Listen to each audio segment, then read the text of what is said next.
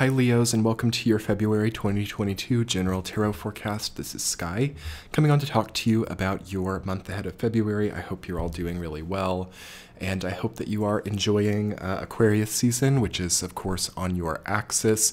So it's a very activating time of the year for you. As usual, Leos, I will be talking about your monthly intuitive messages, followed by a week-to-week tarot spread and an extended reading on Patreon, which will be linked below. So let's get straight into it. Okay, so intuitive messages for Leo in February. You know, I feel that you've got to just kind of understand that some stuff is closed out. I feel like it's really important to start to zoom in. You've got the Seven of Cups coming up, which has been coming up for a lot of signs this month.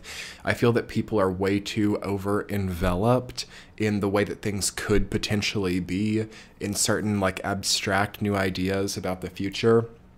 And it's important to know that we've kind of shifted into a much more focused paradigm now with North Node in Taurus, South Node in Scorpio, as compared to the last year that we had with Gemini Sag nodes.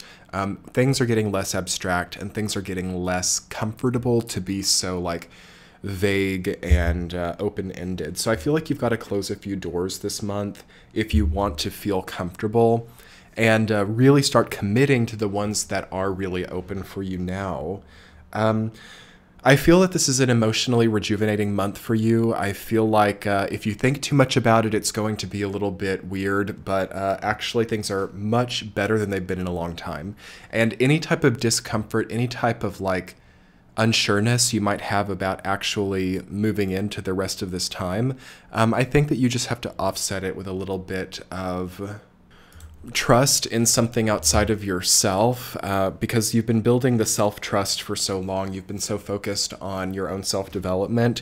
I feel that now that can start to get to a certain head where it's like almost overwhelming and it's like, gosh, how do I do all of this myself? Like, how can I even begin to unwrap or unpackage a lot of these things that are growing in my life?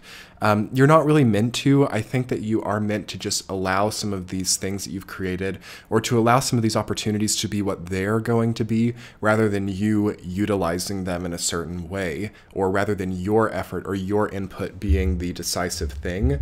So this really is kind of a let go and let God type of experience that you're having this month. And a lot needs to grow from here, okay? A lot needs to go and a lot needs to grow. You've got the Seven of Pentacles coming up. You've got the Death card. You've got the Chariot. You really are, by the looks of it, boarding a new vehicle. Like there's a new vehicle pushing you into a new place. This could look like actually like a new vehicle for you, but I'm feeling it more symbolically like where you are, by virtue of being in or involved in something, you are being transported to another place. So there's some type of transportation happening this month. You might be being faced with like the meat of a career or the meat of a degree program, where like what you do here really is what transports you to the other side. So do keep that in mind. This is a crucial time for you. This is not kind of like a very restful or unimportant time. This is very, what you're going through here feels to me to be very important. And it feels that you need to be focused and ready to tackle any tasks and any managerial things that come up. And that's why you need to also focus on letting things grow on their own while emotionally rejuvenating yourself so that you're not having to tend so much to other stuff. This does feel to me kind of like a middle management type of vibe where you just have so many random little loose ends to keep tying up, and it feels like there's not a lot on the line. And it might feel like you're also having to do it for someone else as well. Like you're not even the one that's like really benefiting from some of these managerial tasks or for some of this stuff that's really hard for you. So that could be a part of an old negative karma wrapping itself up, as I do feel it's a karmic time for your sign. And I feel that the month of February is going to be one of those months. I mean, usually every sign has 3 or 4 months out of the year that can be like this, where they have a lot of karmic events, but this one is particularly sizable for you when it comes to karma, like on the good or the bad side. Whatever's happening to you basically in the month of February, this is like a very karmic experience, and it's going to make you feel a lot more light by virtue of happening. So let's talk about your week-to-week, Leo. In the first week, you've got the Chariot rooted down by the Seven of Cups. So this transportation that's happening for you is meaning to get you out of this like over ambitious, over vague, over concerned with too many different moving parts place. It's trying to get you into a more streamlined, more optimized, more human place, okay? So you could even see some weird little health issues or nothing too bad, but always Seven of Cups, and it's been coming up for so many signs this month, is an indication that like the health of the body could be at the expense of your dreams or your goals, or like, I might not have worded that correctly, like you might be sacrificing some of the health of your body in order to have so much on your plate. So taking some stuff off the plate is certainly good, and it's also really poignant to choose which of these cups you like. You know, what do you want here? Sometimes people, when they get abundance or when they have a lot in their life, it can be a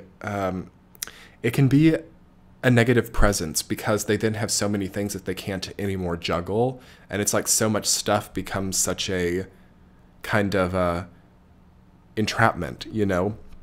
So that's something good to think about. You are meant to be light during this time. The Chariot, you know, sometimes like when you're traveling or when you're having to move different places, you have to sometimes lighten your load. You know, you can't have, you know, the kitchen sink with you when you're traveling the globe. You know, you've got to have the necessities. So there is a need to necessitate during this time and to let go of some of the unneeded aspects of your life. Week number 2, Ace of Cups rooted down by 5 of Cups.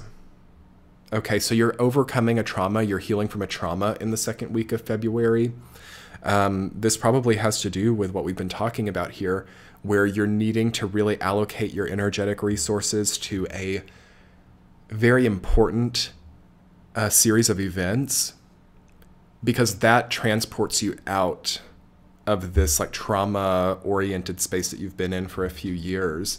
So the second week of February is a great time to emotionally recharge, be like, okay, I'm just in this place, I am in this series of events, I have the strength and the will to overcome this. You've got to really manage it well. So I talked a second ago about it being kind of like a middle management type of vibe.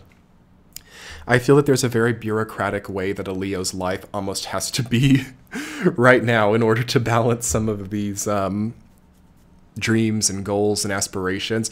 You can't really afford to just feel it out, I feel. You can't really afford to just be like, I feel like doing this and I'm going to do that. And I feel like you've got to maybe have like a virtual assistant, or you've got to have at least like a really good calendar or a really good like integrated like alert system for your phone where your events are like making sounds or something so that you know what to be doing and whatnot. Because you would already be seeing like by the end of January, if there's something kind of out of alignment here, you probably would have already been missing deadlines or missing certain things, or like you could see your house is like just not really functioning well. You have to almost, and this word means different things to different people, but that is what's coming up. It's almost like bureaucratizing your experience and making it much more functional or much more managed. There's a very managerial approach coming up here. And this trauma healing also depends on that, okay?